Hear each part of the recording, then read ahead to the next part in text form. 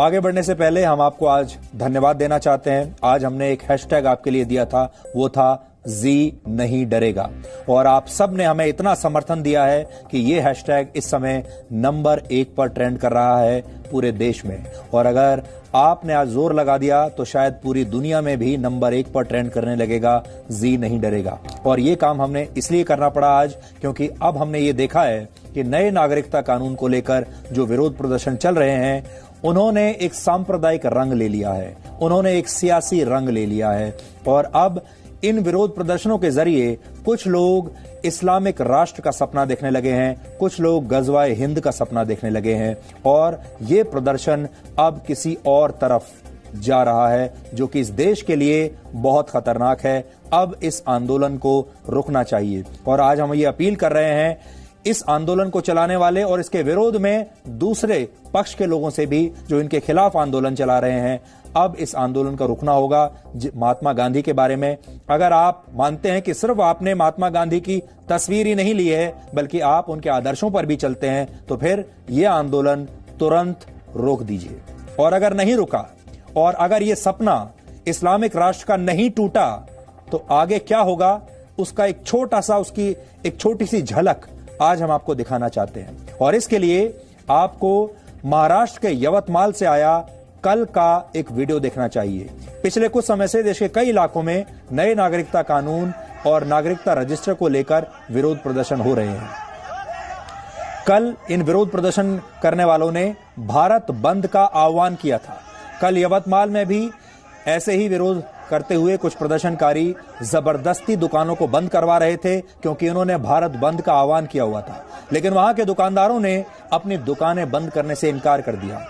उस समय एक दुकानदार किशोर पोद्दार और उनकी दुकान में काम करने वाली एक महिला लीलाबाई रेकवार ने पहले प्रदर्शनकारियों का जमकर विरोध किया। वो झुके नहीं, वो डरे नहीं।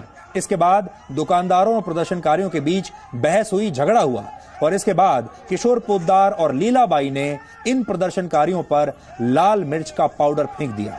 इस महिला की बहादुरी और लाल मिर्च के डर से वहां मौजूद प्रदर्शनकारी भाग गए।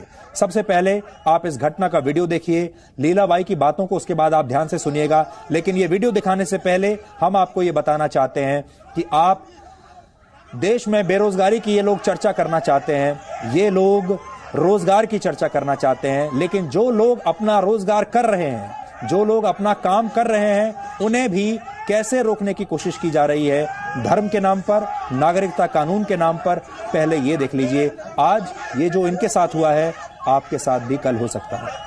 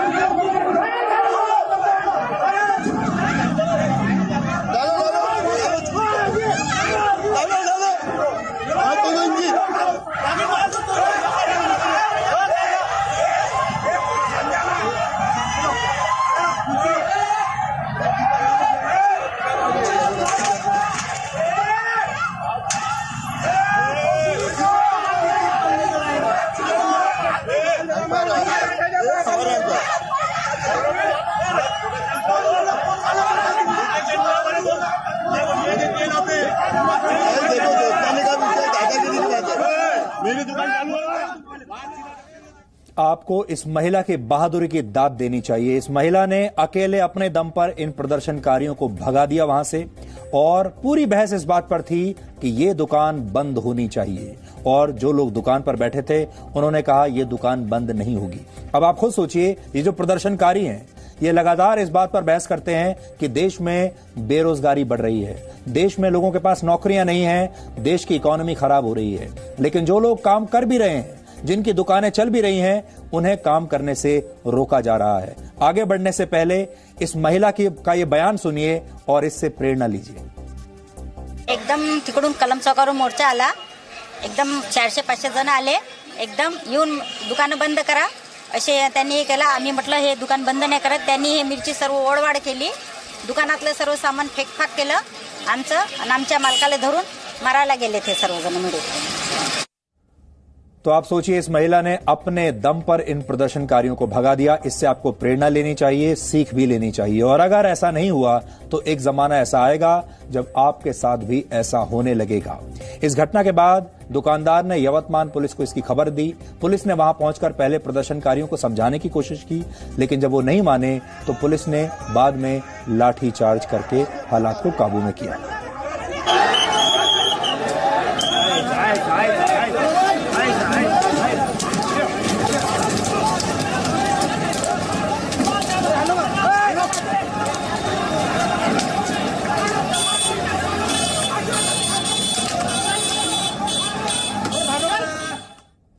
हमारे देश में बेरोजगारी पर कितनी राजनीति होती है, लेकिन इसी देश में नागरिकता कानून के विरोध में दुकानों को बंद करवाकर राजनीतिक फायदा लेने की कोशिश होती है।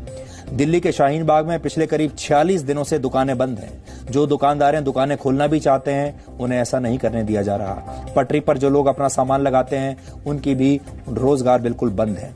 यवतमाल में ऐसे प्रदर्शनकारियों का जो विरोध हुआ वो अपने आप में एक बहुत बड़ा सबक है, क्योंकि जो लोग 2 वक्त की रोजी रोटी कमाना चाहते हैं, जब उनके सब्र का बांध टूटता है तो ऐसा ही होता है जैसा यवतमाल में हुआ। इसलिए हम बार बार कह रहे हैं, जिन लोगों को सच के नाम पर मिर्ची लग जाती है उन्हें अपनी हरकतों में सुधार लाना होगा और देश और तरक्की के बीच बाधा नहीं बनना चाहिए।